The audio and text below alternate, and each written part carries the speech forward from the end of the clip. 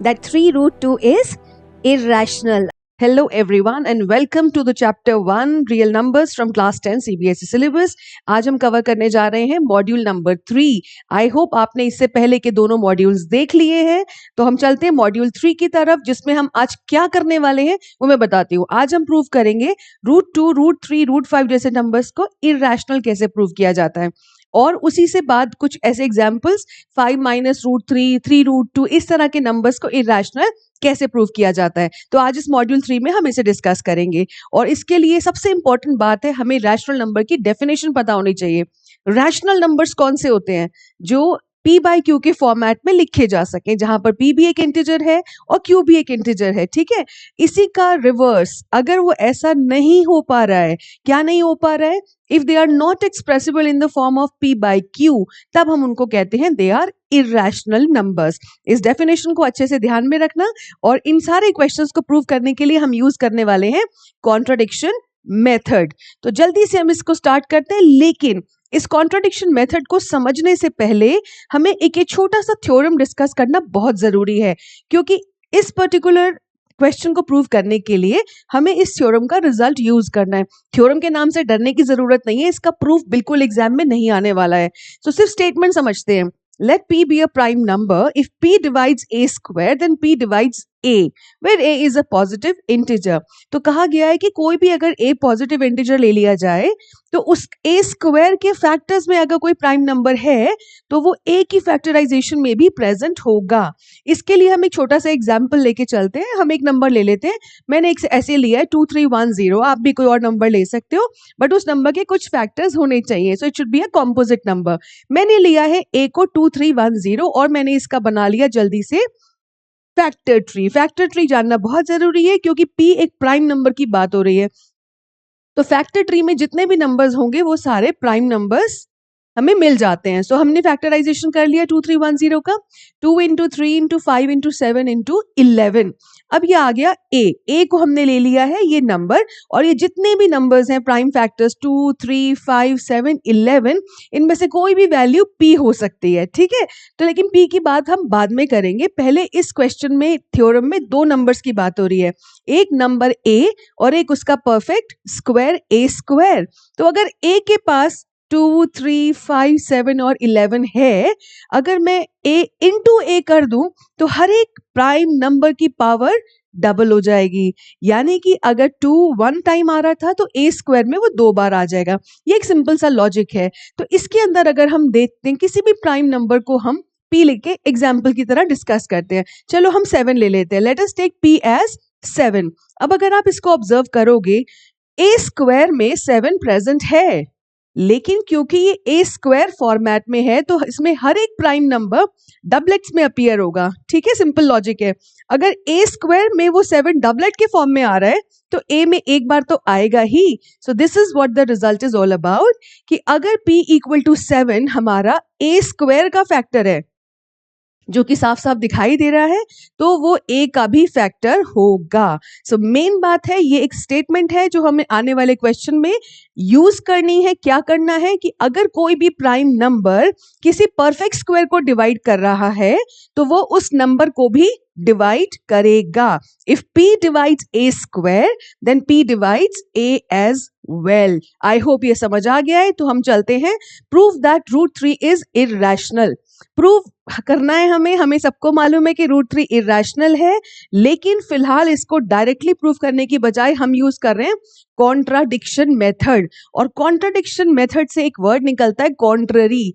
सो हम मानते हैं रूट 3 इरैशनल है, लेकिन कॉन्ट्राडिक्शन मेथड के हिसाब से हम मानेंगे कि रूट 3 इरैशनल नंबर नहीं है. अब अगर वो इरैशनल नहीं है तो हम एज्यूम करके चलते हैं कि रूट 3 एक रैशनल नंबर है. रूट 3 कभी रैशनल हो नहीं सकता, लेकिन क्योंकि हम मान रहे हैं तो उसको बड़ी ग्रेसफुली हम लिखते हैं, let us assume to the contrary that root 3 is rational. अब अगर हमने ये मान लिया कि रूट 3 रैशनल है, तो रैशनल नंबर की डेफिनेशन के हिसाब से रूट 3 को P बाई Q फॉर्मेट में लिखना भी पॉसिबल होगा, है ना. लेकिन P बाई Q फॉर्मेट में कुछ नंबर्स ऐसे भी होते हैं 4/6, 12/16, जिनका कोई फैक्टर हम कट करने के बाद उसको लोएस्ट फॉर्म्स में कन्वर्ट करते हैं, उसे हमें यहाँ अवॉइड करना है। हम ये लेके चलते हैं कि √3 के लिए हम a और b दो इंटीजर्स चूज करते हैं और उसको लिखते हैं √3 equal to a upon b, जहां पर a और b को प्राइम है। मतलब a अपॉन b अपनी लोएस्ट टर्म्स में ऑलरेडी एक्सप्रेस्ड है। यहाँ पर सबसे इंपॉर्टेंट वर्ड है हमारा को प्राइम, सबसे इंपॉर्टेंट वर्ड है को प्राइम। और वो को प्राइम क्यों सबसे ज्यादा इंपॉर्टेंट है? क्योंकि हमारे लिए ये जानना बहुत जरूरी है कि ए और बी का क्या कोई फैक्टर अभी है या नहीं है। ए और बी का अभी कोई फैक्टर नहीं है और ये को प्राइम इंटीजर्स है, यानी कि 1 के अलावा इनका कोई और फैक्टर हो ही नहीं सकता। अब हम आगे चलते हैं। सो √3 इंटू बी अगर हम कर दें तो हम इसको लिख सकते हैं √3b इक्वल टू ए। ठीक है, अब हम इसको स्क्वायर कर देते हैं। अब ये सारे स्टेप्स बेटा थोड़ा थोड़ा सा आपको याद रखने पड़ेंगे, ऐसे एकदम से समझ नहीं आता। ये कोई इक्वेशन नहीं है जिसको हम सॉल्व कर रहे हैं। इस कॉन्ट्रडिक्शन मेथड का एक टेक्निक है जिसमें हम स्टार्ट कर रहे हैं किसी एक ऐसी स्टेटमेंट से जो हमें पता है गलत है। अब अगर कोई चीज गलत होगी तो वो हमें गलत रास्ते पे ही लेके जाएगी, और गलत रास्ते पे चलते चलते कहीं ना कहीं एक ऐसी गलती हमें दिखाई दे जाएगी जिससे हमें समझ आ जाएगा कि भाई ये तो रास्ता ही गलत है। सो this is what is contradiction method. पर अभी चलते रहते हैं, ठीक है। सो हमने स्क्वायर किया दोनों साइड्स को, 3b square equal to a square. अब हम इसको अगर देखें तो a square is equal to 3 times of b square. अब b स्क्वायर जो भी हो, एक बात तो दिखाई देती है कि 3a स्क्वायर का एक फैक्टर है, यानी कि 3 डिवाइड्स a स्क्वायर। और हमने अभी पिछले थ्योरम में डिस्कस किया है, if 3 divides b square then 3 would divide, I am so sorry, 3 divides a square then it will divide a as well. यानी कि a का एक फैक्टर मुझे मिल गया है, वो है 3। तो यानी कि अगर मैं a को 3 से डिवाइड करूं तो कोई ना कोई नंबर तो जरूर आएगा दूसरी साइड पे, जैसा कि हमने फैक्टर ट्री में देखा है। मान लेते हैं वो कोई भी नंबर है, उसको हमने ले लिया n। So a can be written in the form of a equal to 3n for some integer n। n की कोई भी वैल्यू हो, लेकिन 3 टाइम्स ऑफ n a पक्का होगा। ठीक है, अब हम इस a की वैल्यू को लेके चलते हैं इक्वेशन नंबर 1 में। इक्वेशन नंबर 1 हमारी क्या थी? 3 times b square equal to a square. अब a की वैल्यू हमने डाल दी 3n। अगर हमने a की वैल्यू डाल दी 3n तो ये बन जाएगा 9n स्क्वायर, जिसको सिंप्लीफाई करके हमें मिल जाता है b square equal to 3n square. अब ऐसा लग रहा है ना जैसे ऐसा कुछ एक्सप्रेशन हमने इक्वेशन 1 में भी देखा था। इक्वेशन 1 में हमने क्या देखा था? 3b square equal to a square, यानी कि हमने क्या कंक्लूजन निकाला? That 3 is a factor of a square. अब हमको मिल रहा है b square is equal to 3 times of n square. क्या इससे ये नहीं हमें मिल जाता कि 3b स्क्वायर का भी फैक्टर है? Because b square is equal to 3 times of something. Okay, so इसका मतलब 3 divides b square, and if 3 divides b square तो वो b को भी डिवाइड करेगा। ओके, अब ये देखो हमने इक्वेशन नंबर 1 के बाद कंक्लूड किया कि 3 डिवाइड्स a, और अब हमें मिल गया 3 डिवाइड्स b। इससे हमें क्या मिल जाता है? दैट a और b का एटलीस्ट 3 एक कॉमन फैक्टर है। लेकिन ये तो कॉन्ट्राडिक्शन हो जाएगा। किस बात को? ये तो कॉन्ट्राडिक्शन है इस फैक्ट को कि हमने स्टार्टिंग में ही एज्यूम किया था a एंड b आर को प्राइम, यानी उनका कोई भी 1 के अलावा कॉमन फैक्टर नहीं है। बस इसी पॉइंट का हमें इंतजार था कि जहां पर हमको कॉन्ट्राडिक्शन मिल जाए और हम वापस जाके कह सके कि भाई ये कॉन्ट्राडिक्शन इसीलिए हुआ है क्योंकि हमने गलत चीज एज्यूम की थी। So this contradiction has arisen because of our incorrect assumption. और इनकरेक्ट एजम्पशन क्या ली थी हमने? कि √3 एक रैशनल नंबर है। अब वो इनकरेक्ट है तो करेक्ट क्या होगा? तो करेक्ट होगा that √3 is an irrational number. I hope ये प्रूफ सबको समझ आ गया है। अब इसी √3 की जगह पर मैं चाहे √5 ले लूं, चाहे √7 या √11 या फिर √2, सब आंसर्स का फॉर्मेट एक ही जैसा रहना है। ठीक है, सो एग्जाम्पल 5 के बाद अब हम चलते हैं एग्जाम्पल नंबर 6 की तरफ। लेकिन ये बात सबसे इंपॉर्टेंट है, इसमें सबसे पॉइंट ऑफ कॉन्ट्राडिक्शन क्या बनता है हमारा? को प्राइम इंटीजर्स। ठीक है, तो अब हम आगे चलते हैं। एग्जाम्पल नंबर 6 की तरफ। एग्जाम्पल नंबर 6 में हमें ये शो करना है 5 माइनस रूट 3 इज इरेशनल। अब इस क्वेश्चन का प्रूफ पिछले क्वेश्चन से थोड़ा सा अलग हो जाएगा, क्योंकि पिछले केस में तो हमने रूट 3 को इरेशनल प्रूव किया था, और इस केस में हम रूट 3 को इरेशनल मानते हुए 5 माइनस रूट 3 को इरेशनल प्रूव करेंगे।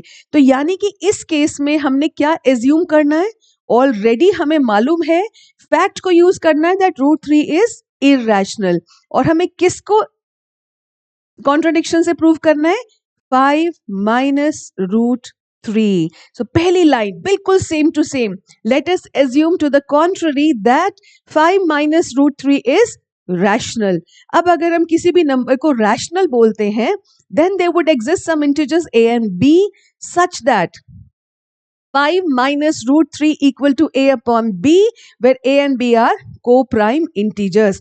ये शुरुआत की दो लाइनें सब क्वेश्चंस में बिल्कुल एक जैसी हैं। हाँ, यहाँ थोड़ा सा फर्क आ जाएगा, जहां पर हमें सिर्फ एक सिंगल मोनोमियल इरेशनल को इरेशनल प्रूव करना है। When I say single monomial मतलब root 3, root 5, root 7, root 2, single term, वहां पर हमने वो स्क्वायरिंग वाला मेथड यूज किया।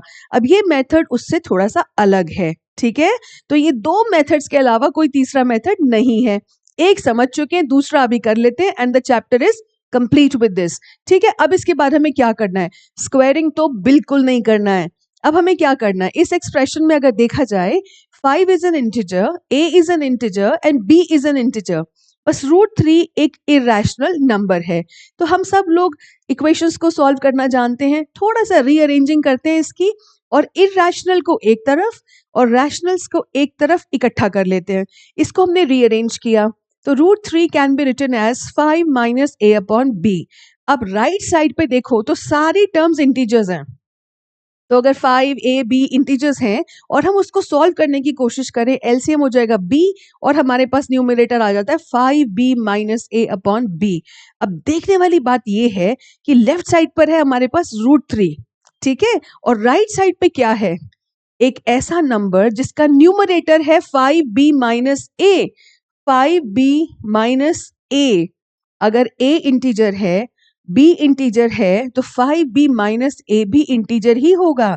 सो अगर न्यूमरेटर इंटीजर है, डिनोमिनेटर इंटीजर है, तो ये पूरा का पूरा नंबर हमारा क्या हो गया, रैशनल नंबर। तो ये है इसका लॉजिक, a और b हमारे पास इंटीजर्स हैं, तो 5b माइनस a भी इंटीजर ही होगा। तो उससे हमारा जो राइट हैंड साइड है 5b minus a upon b एक रैशनल नंबर बन जाता है।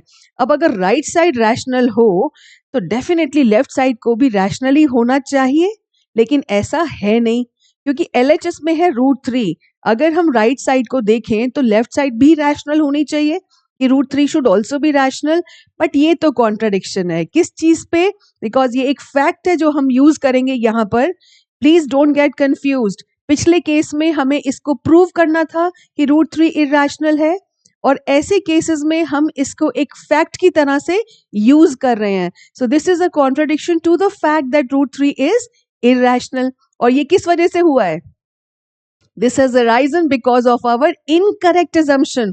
हमारी इनकरेक्ट assumption क्या थी, that root 3 is 5 minus root 3 is rational. तो करेक्ट कर देते हैं इसको, ठीक है। अब करेक्ट कर देते हैं तो क्या हो जाएगा, 5 minus root 3 should be a irrational number. Only दो फॉर्मेट्स के क्वेश्चंस हैं चिल्ड्रन, उन्हीं दो फॉर्मेट्स के ऊपर सारे के सारे क्वेश्चंस बेस्ड है। अगर पहला फॉर्मेट क्लियर है, दूसरा फॉर्मेट क्लियर है, तो ट्रस्ट मी 3 मार्क्स आपकी पॉकेट में है। ये लास्ट कंक्लूड करते हैं with example number 7, show that 3 root 2 is irrational। अब वही सिंपल सी बात है, let us assume to the contrary that 3 root 2 is rational. मेरे साथ साथ भी बोलने की प्रैक्टिस कर सकते हो। So there would be some integers a and b, co-prime integers a and b, such that 3 root 2 can be written as a upon b। ठीक है, अब हमने इसको थोड़ा सा ट्रांसफॉर्म किया, थोड़ा सा रीअरेंजिंग किया, तो हमको मिल जाता है root 2 equal to a upon 3b। इतना तो क्लियर है। नाउ a ऑलरेडी इंटीजर है, 3b हमने इंटीजर होगा ही होगा। क्यों होगा, क्योंकि a और b दोनों इंटीजर्स हैं, तो 3b भी इंटीजर हो गया। तो RHS हमारा a upon 3b is also a rational number. अगर राइट रैशनल है तो लेफ्ट साइड भी रैशनल होनी चाहिए। But this is a contradiction to the fact that root two is irrational. ये तो हमें यूज करना था यहाँ पर. तो रूट टू इरेशनल है, इसलिए ये कॉन्ट्रोडिक्शन हो गया. This contradiction has arisen because of blah blah. वो सेम की सेम स्टेटमेंट्स हम उठा के यहाँ लिख रहे हैं. This contradiction has arisen because of our incorrect assumption. क्या थी incorrect assumption? That 3 root 2 is rational. तो करेक्ट स्टेटमेंट क्या होगी? That 3 root 2 is irrational. I hope ये बिल्कुल अच्छे से तीनों एग्जाम्पल समझ आ गए हैं. और अगर ये बिल्कुल अच्छे से समझ आ गए हैं तो मेक बी वेरी श्योर कि इनके बाद आप एक्सरसाइज करने में कोई भी परेशानी नहीं होने वाली है. ठीक है, फिर भी हमने ये अभी तक सारा चैप्टर कवर कर लिया है. लास्ट मॉड्यूल में हम करने वाले हैं एनसीईआरटी की एक्सरसाइज 1.2, जिसके साथ हमारा चैप्टर कंप्लीट हो जाएगा. So study well and best of luck. See you in the next module. Goodbye till then.